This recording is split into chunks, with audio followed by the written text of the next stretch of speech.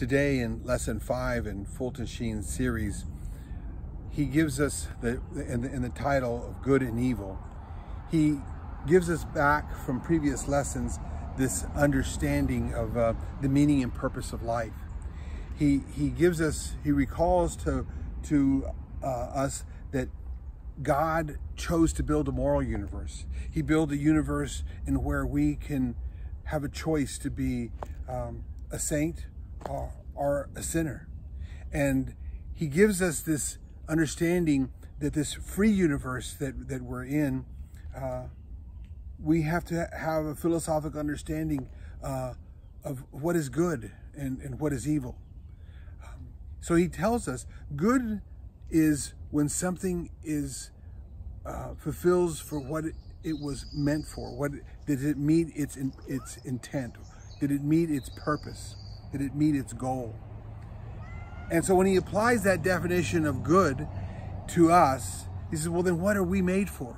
What was man made for? He concludes to be supremely happy. We were made to be supremely happy. Well, how do we get supremely happy? If that is our ultimate aim, what do we need to be supremely happy? He says that what we need to be supremely happy is we need truth. We need love. We need life. And we need that incomplete. Well, truth and life and love in its completeness, well, that's the definition of God. That we were made for God. And when God is in our life to that level, then we obtain what we were made for, to have that relationship with God. Well, then the next question is, then why is there evil? What is evil? And did God create it? He gives us that understanding that evil is like darkness. It's the absence of light. He gives us that understanding that evil is spoiled goodness. And from that basis, he drops it into the reality of our conscience. That what do we need? That our conscience is weak. That our reason is lame. That we need God to reveal to us, to put something within us, like a seed needs light in order to grow, that our spirit, our soul, needs that revelation of God in order to reach the level that God has called us to be. So he gives us that understanding, that we need an upgrade, that we need a software upgrade. I think about my phone.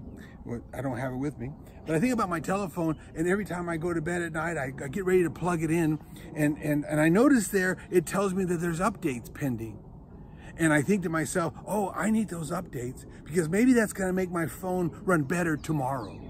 And so I will hit update, and it will go and begin to update all the updates. And I hope in the morning when I pick up my phone that it's going to work. Well, how did I know that those updates were made for my phone? There needed to be some level of authentication. They needed to make sure that software was going to work with my phone. So Sheen gives us that understanding that if we need this software upgrade and that God is going to reveal it to us, that we need to have a level of authentication. So what is this authentication that he tells us to look at? To use our mind or our reason. And so he says, well, the first level of authentication is that if God's going to send us this messenger, this message, this revelation, that this person that's coming ought to be pre-announced. That there ought to be a message in history saying that this messenger, this revelation was going to be revealed. He later then builds a second test scenario saying that this person coming from God ought to be authenticated by miracles. He ought to be able to prove that in fact he is from God. If we're going to download this software and then we have an Apple phone, we better make sure it's from Apple. At least it gets corrupted. And lastly, he says that whatever revelation that's coming will not be in contrary with reason. It may be above reason, In other words, it may take our software to another level, but it's not going to be completely foreign to our hardware.